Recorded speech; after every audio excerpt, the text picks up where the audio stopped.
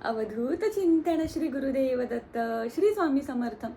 नमस्कार मंडळी, स्वरूपम समर्थम चॅनलमध्ये तुम्हा सर्वांचं पुन्हा एकदा खूप खूप मनापासून स्वागत करते.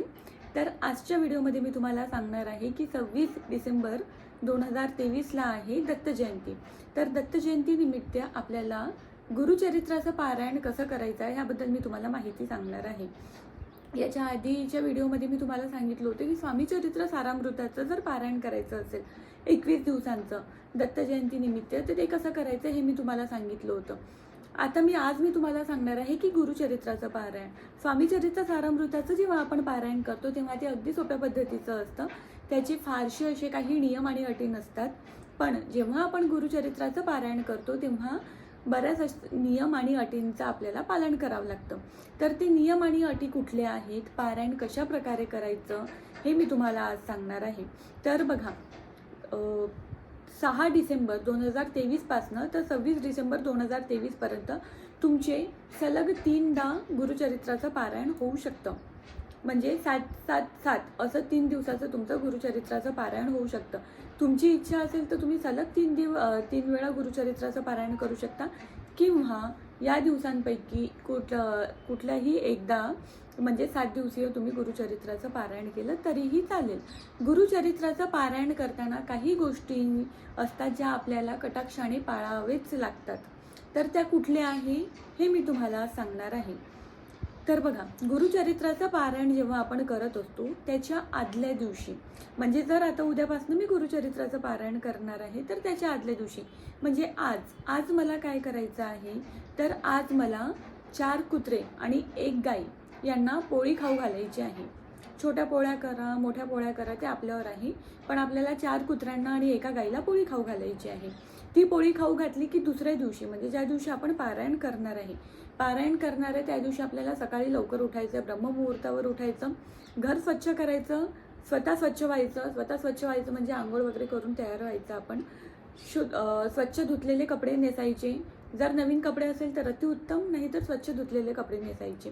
त्यानंतर एका चौरंगावर किंवा पाटावर आपल्याला पारायणाची मांडणी करायची आहे.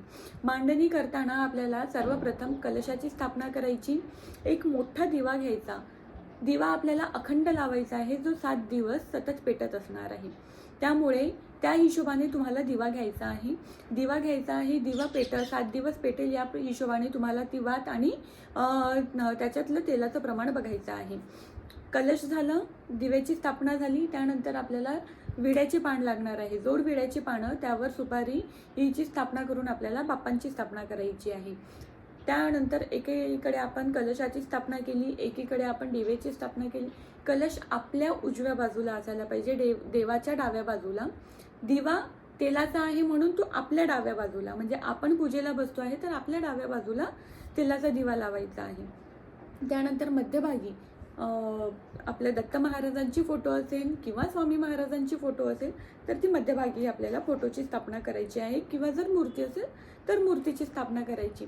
आणि त्यानंतर आपल्याला करायचं आहे आपला गुरुचरित्र चा जो ग्रंथ आहे त्या ग्रंथाची स्थापना करायची. लक्षात असू द्या, गुरुचरित्राचा ग्रंथ हा अतिशय पवित्र ग्रंथ मानला जातो. आपल्या हिंदू संस्कृतीमध्ये 5वा वेद असं गुरुचरित्राला मानलं आहे. तर एवढ्या पवित्र ग्रंथाला आपण उघडं ठेवत नसतो. गुरुचरित्राचा ग्रंथ आपण कायम कुठल्या कापडात बांधून ठेवत असतो. तर जेव्हा आपण त्या ग्रंथाची स्थापना करतो तेव्हाही तो ग्रंथ एका कापडात बांधून ठेवायचा. ग्रंथाची स्थापना केल्यानंतर ग्रंथ हलवायचा नाही आहे. 7 दिवस आपण जेव्हा ग्रंथाचं पठण करत असतो तेव्हा आपण तो कापड अलगद आपण तो उघडायचा, ग्रंथ उघडायचा, कापड काढायचा, ग्रंथ उघडायचा, वाचायचं आणि त्यानंतर ग्रंथ न हलवता तसाच बंद करायचा आणि त्यावर कापड झाकून घ्यायचं. आपल्याला ग्रंथ हलवायचा नाही आहे 7 दिवस. त्यानंतर अशी छोटीशी साधीशी आपल्याला पूजेची मांडणी करायची आहे. पूजेची मांडणी झाली की सर्वप्रथम आपल्याला गणपती अथर्व शीर्षणाचं पठण करायचं आहे. कुठलीही पूजा असो, कुठलेही पारायण असो, गणपती अथर्व शीर्षणाचं पठण केल्याशिवाय आपल्याला कशाचीही सुरुवात करायची नाही आहे. पहिला मान असतो तो बाप्पांना. तर आपल्याला सर्वप्रथम गणपती अथर्व शीर्षणाचं पठण करायचं आहे. एकदा गणपती अथर्व शीर्षणाचं पठण झालं त्यानंतर एकदा आपल्याला स्वामींची माळ जपायची. श्री स्वामी समर्थ या मंत्राचा 108 वेळा जप करायचा, म्हणजे एक माळ आपल्याला जप करायचा. एक माळ आपल्याला गायत्री मंत्राची जप करायची आहे. त्यानंतर आपल्याला स्वामी स्तवनाचं पठण करायचं आहे.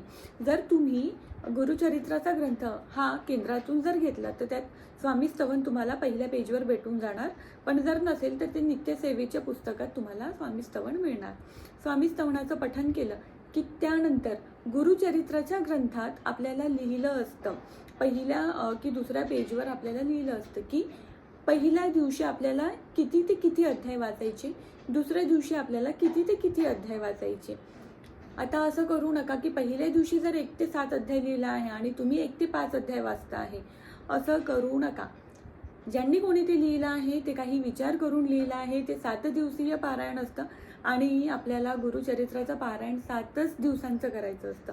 आपण आपल्या मनाने ते 1 दिवसाचं, 5 दिवसांचं किंवा आपण लांबवू शकत नाही. त्यामुळे ग्रंथात लिहिल्याप्रमाणे रोजचे जितके अध्यायाचं पठण करायचे तेवढ्याच अध्यायाचं आपल्याला पठण करायचं आहे.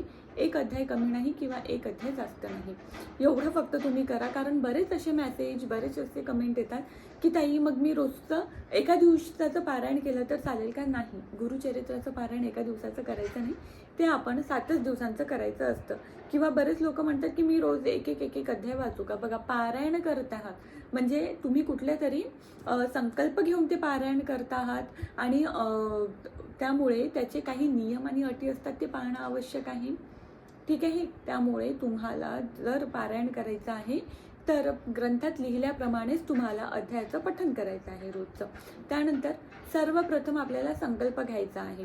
संकल्प कसा घ्यायचा? बऱ्याच लोकांचा प्रश्न येतात. आता माझ्याजवळ साहित्य नसल्या कारणाने मी तुम्हाला प्रत्यक्षात करून दाखवू शकत नाही, पण मी तुम्हाला सांगेन. 1 ग्लासमध्ये प्यायचं पाणी घ्यायचं. त्यानंतर आपल्याकडे फुलं आणि अक्षता तर असेलच. त्यानंतर डाव्या हाताने उजव्या हातावर पाणी घ्यायचं. ओम केशवाय नमः म्हणून ते पाणी आपण ग्रहण करायचं. दुसऱ्यांदा पाणी घ्यायचं. ओम माधवाय नमः म्हणून पाणी ग्रहण करायचं. तिसऱ्यांदा परत पाणी घ्यायचं. डाव्या हाताने उजव्या हातावर आचनपडीने पाणी टाकायचं. ओम वासुदेवाय नमः म्हणून ते पाणी ग्रहण करायचं. त्यानंतर डाव्या हाताने आचनपडीने 2 वेळा हातून पाणी सोडायचं खाली जी असलेली प्लेटमध्ये. त्यानंतर तिसऱ्यांदा परत आचनपडीने पाणी घ्यायचं उजव्या हातावर. त्या पाण्यात आपण हळद, कुंकू, अक्षदा आणि फूल टाकायचं. अशा प्रकारे हात ठेवायचा, डोळे बंद करायचे आणि मनातून आपण स्वामींना किंवा दत्त महाराजांना सांगायचं. सुरुवात कशी करायची की माझं नाव हे आहे. आपलं संपूर्ण नाव घ्यायचं. आपलं गोत्र सांगायचं की माझं नाव हे आहे, मी या गोत्रातली आहे. जर तुम्हाला तुमचं गोत्र काय आहे हे माहिती नसेल तर तुम्ही काश्यप गोत्र असं म्हणू शकता. ठीक आहे. ज्यांना कोणाला गोत्र माहिती नसेल त्यांच्यासाठी काश्यप गोत्र आहे. माझं नाव हे आहे, मी या गोत्राची आहे आणि मी तुमचं गुरुचरित्राचं पारायण इतके दिवसांचं करण्याचं किंवा स्वामी चरित्र सारामृताचं इतके दिवस पारायण करण्याचा संकल्प घेत आहे आणि माझी इच्छा आहे की माझी ही इच्छा पूर्ण व्हावी. अशा प्रकारे आणि असं म्हणून ते जे पाणी आहे हातातलं ते त्या प्लेटमध्ये सोडून द्यायचं. त्यानंतर देवाला नमस्कार करून आपल्या पूजेला सुरुवात करायची. प्लेटमध्ये सोडलेलं पाणी तुम्ही तुळशीला अर्पण करून द्यायचं. अशा प्रकारे तुम्हाला संकल्प घ्यायचा आहे आणि अशा प्रकारे तुम्हाला संकल्पयुक्त सेवा सुरू करायची आहे. त्यानंतर झालं नियम आणि अटी. नियम कुठले? तर तुम्हाला कडकडीत ब्रह्मचर्याचं पालन करायचं आहे. गुरुचरित्राचं पारायण आहे म्हणजे तुम्हाला कडकडीत ब्रह्मचर्याचं पालन करायचंच आहे. तुम्हाला रात्री झोपताना चटईवर किंवा खाली बेडशीट वगैरे अंथरून त्याच्यावरच झोपायचं आहे. तुम्हाला गादीवर झोपायचं नाही आहे. का नाही झोपायचं गादीवर? तर गुरुचरित्राचं पारायण जेव्हा आपण करतो तेव्हा ते दत्त महाराजांसाठी करतो, तेव्हा आपण त्यांना आपलं समर्पण दाखवत असतो. तर आपण आपल्या आयुष्यात असलेल्या ज्या काही सुखसुविधा असतात त्या सुखसुविधांचा आपण तेवढे दिवसांसाठी त्याग करत असतो. म्हणून आपण बेडवर झोपत नाही. तर बेडवर झोपायचं नाही, ब्रह्मचर्याचं पालन करायचं आहे. जेवणात आपल्याला सात्विक आहार ग्रहण करायचा. सात्विक आहार ग्रहण करायचा म्हणजे काय? तर कांदा लसूण विरहित आपल्याला अन्नपदार्थ ग्रहण करायचा आहे. भाज्यांमध्ये कांदा लसूण मसाला ह्या गोष्टी नसायला हव्या. भाज्यांमध्ये तुम्ही बिना कांदा लसूण मसाल्यांच्या भाज्या करायच्या आहे. काय खाऊ शकता बिना कांदा लसूण मसाल्याचं तुम्ही? तर भेंडी, आलू, शेपू, मेथी, पालक, दोडके ह्या भाज्या आहेत ते तुम्ही खाऊ शकता. ह्या भाज्या तुम्ही खाऊ शकता. सकाळी एक भाजी खा, संध्याकाळी एक भाजी खा. असं नाही आहे की रोज तुम्ही एकच भाजी 7 दिवस खाल्ली पाहिजे, अशातलं नाही आहे. हां, पण तुम्हाला निवडताना एकच धान्य निवडायचं आहे. तुम्हाला भात खायचा नाही आहे 7 दिवस. मग निवडताना तुम्हाला एकच धान्य निवडायचं आहे. म्हणजे जर तुम्ही पोळी खात असेल, तुम्ही पहिल्या दिवशी जर पोळी निवडली असेल तर तुम्हाला 7ही दिवस पोळीच खायची आहे. तुम्ही पहिल्या दिवशी जर भाकरी निवडली असेल तर तुम्हाला 7ही दिवस भाकरी खायची आहे. त्यामुळे तुम्हाला एक धान्याचं सेवन करायचं आहे. निवडताना पहिल्या दिवशीच विचार करून घ्या की तुम्हाला पुढचे 7 दिवस काय खाणं शक्य होणार आहे. त्या हिशोबाने तुम्ही धान्य निवडायचं आहे. जेवणाचं झालं, झोपण्याचं झालं, त्यानंतर परांना वर्ज करायचं आहे. स्वामी चरित्र सारामृताचंही पारायण जेव्हा आपण करतो तेव्हा परांना आपल्याला वर्ज करायचं, म्हणजे दुसऱ्यांच्या घरचं किंवा दुसऱ्यांच्या हातचं खायचं नाही आहे. आणि गुरुचरित्राचं पारायण करतानाही तसंच करायचं आहे. सुतूक, विटाळ असल्यास काय करायचं? कुठली इमर्जन्सी आल्यास काय करायचं? तर गुरुचरित्राचं पारायण करताना त्या पारायणाला खंड पडू द्यायचा नाही आहे. कुठल्याही परिस्थितीत जर कुठलीही इमर्जन्सी आली, आपल्याला कुठलं महत्त्वाचं काम आलं, तर ते पारायण आपण कोणाच्या तरी हाताने करून घ्यायचं. जर घरी विटाळ आला, जर घरी सुतूक आलं, तर महाराजांना बोलवायचं. महाराजांकडनं किंवा मैत्रिणीकडनं किंवा शेजारी पाजारी कोणीही असेल तर त्यांच्या हाताने पारायण करून घ्यायचं. मी तुम्हाला कडकडीत विनंती करत आहे की जर तुम्ही गुरुचरित्राचं पारायण करत आहे तर कुठल्याही परिस्थितीत पारायणाला खंड पडू देऊ नका. तुम्ही कोणाच्याही हाताने, कुठलीही परिस्थिती असो, मान्य आहे इमर्जन्सी कधीही येऊ शकते, पण तुम्ही पारायणाला कृपा करून खंड पडू देऊ नका. जर कुठली इमर्जन्सी आली तर कोणाच्याही हाताने ते पारायण घडवून घ्या, त्या पारायण संपूर्ण करून घ्या.